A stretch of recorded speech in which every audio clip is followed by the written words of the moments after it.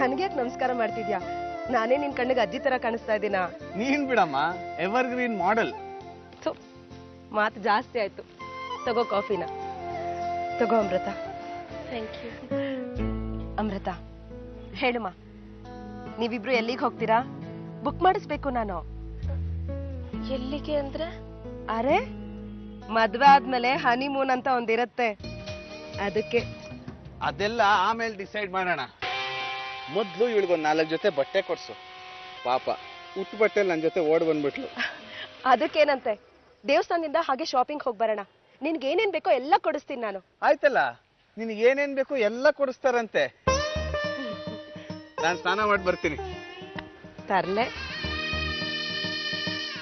ನಿನ್ ಜೊತೆ ಮಾತಾಡ್ಬೇಕು. ಮಾತಾಡೋಕೆ ಏನು ಉಳಿದಿದೆ? ನಿನಗೆ ತಪ್ಪು ತಿಳುವಳಿಕೆ ಆಗಿದೆ. ಕಂಡಿದ್ದನ್ನು ಪ್ರಮಾಣಿಸಿ ನೋಡು ಅಂತಾರೆ. ಅದನ್ನೆಲ್ಲ ನಾವು ಮೊದಲೇ ಪ್ಲಾನ್ ಮಾಡಿದ್ವಿ ಅಂತ ನಿನ್ಗನ್ಸಿದ್ರೆ? ಅನ್ಸೋದಲ್ಲ, ಸ್ಪಷ್ಟವಾಗಿದೆ. ನನ್ನ ಬೆನ್ನ ಹಿಂದೆ ನಡೆಯೋ ಮೋಸ ದಗ ಎಲ್ಲ ಅರ್ಥ ಆಗದೆ ಇರೋಷ್ಟು ಪೆದ್ದ ಅಲ್ಲ ನಾನು. ನನ್ನ ಮಾತು ಪೂರ್ತಿ ಕೇಳೋಣ. ನೋಡು, ಒಂದು ತಾಯಿ ಹೊಟ್ಟೆಲ್ ಹುಟ್ಟಿದ್ದೀವಿ ಅನ್ನೋ ಕಾರಣಕ್ಕೋಸ್ಕರ ನಾನು ನಿನ್ನ ಜೀವಂತವಾಗಿ ಬಿಟ್ಟಿದ್ದೀನಿ. ಬದುಕ ಹೋಗು. ಈ ಜನ್ಮದಲ್ಲಿ ನಿನ್ನ ಕ್ಷಮಿಸೋದಿಲ್ಲ.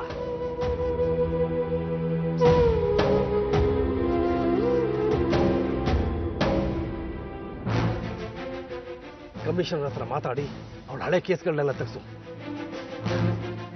ಯಾವ ಸ್ಟ್ರಾಂಗ್ ಇದೆಯೋ ಅದನ್ನ ಓಪನ್ ಮಾಡಿಸು. ಹಣ್ಣುಗಾಯಿ ನೀರುಗಾಯಿ ಮಾಡಿಸ್ತೀನಿ.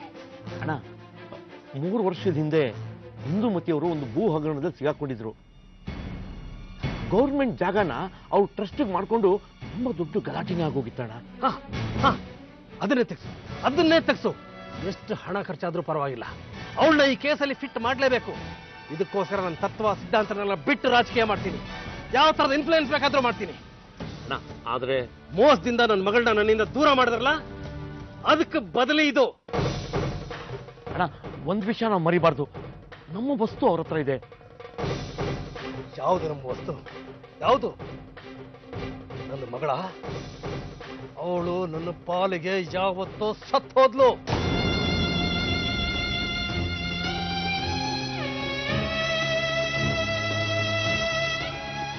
ಅಮೃತಂಗ್ ಪ್ರೀತಿ ಹುಚ್ಚ ಹಿಡ್ದಿತ್ತು, ಅವಳು ಮನೆ ಬಿಟ್ಟು ಹೋದ್ಲು.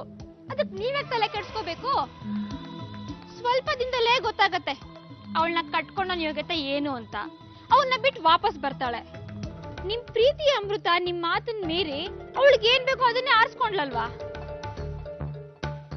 ಅಹಲ್ಯ, ಅದೇ ವಿಷಯ ಹೇಳಿ ಹೇಳಿ ಭಾವಂಗ್ ಯಾಕೆ ಇರಿಟೇಟ್ ಮಾಡ್ತಾ ಇದ್ಯಾ? ಆಗಿದ್ದಾಯ್ತು ಬಿಡು. ಯು ಶಟ್ ಅಪ್ ಮಂಜರಿ.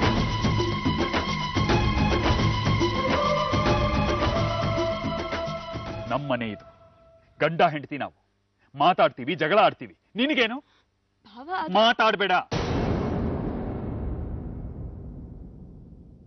ನೀನೀ ಮನೆಗೆ ಬಂದ ಮೇಲೆನೆ ಪರಿಸ್ಥಿತಿ ಹದಗೆಟ್ಟಿರೋದು. ಓಡ್ ಹೋಗಿ ಮದ್ವೆ ಆದೆ, ಅದನ್ನ ನೋಡಿ ನಮ್ಮನೆ ಮಕ್ಕಳು ಕಲ್ತ್ರು. ಹರಿ, ನಾಲ್ಗೆ ಮೇಲೆ ಹಿಡ್ತಾ ಇರ್ಲಿ. ಮಂಜರಿ ಹೋಗಿ ಅಮೃತಂಗೆ ತಾನು ಓಡ್ ಹೋಗಿದ್ದು ಮದ್ವೆ ಆಗೋದನ್ನ ಬಣ್ಣವಾಗಿ ಹೇಳಿಲ್ಲ. ಮೋರೋವರ್ ಅದನ್ನ ಕೇಳಿ ತಾನು ಹಾಗೆ ಮಾಡೋಷ್ಟು ಪೆದ್ದಿ ಅಲ್ಲ ಅಮೃತ. ಅದಕ್ಕೆ ಹೇಳ್ದಿಯೇನೋ ಗಂಡನ್ ಬಿಟ್ಟು ಬರ್ತಾಳ ಅವಳು ಅಂತ. ಹಲೋ ಸಾವಿತ್ರಿ. ಅಮೃತ, ಹೇಗಿದ್ಯಾ ಅಮೃತ? ಚೆನ್ನಾಗಿದ್ದೀನಿ. ಇಲ್ಲಿ ಎಲ್ರೂ ನನ್ನನ್ನು ತುಂಬಾ ಚೆನ್ನಾಗಿ ನೋಡ್ಕೋತಾ ಇದ್ದಾರೆ ಸಾವಿತ್ರಿ. ಅದೇ ಬೇಕಾಗಿದ್ದು. ನೀನಿಲ್ದೆ ಮನೆಯೆಲ್ಲ ಬಿಕೋ ಅನ್ನಿಸ್ತಿದೆ ಗೊತ್ತಾ? ಸಾವಿತ್ರಿ, ನಾನ್ ಮನೆಗೆ ಬರ್ಬೋದಾ?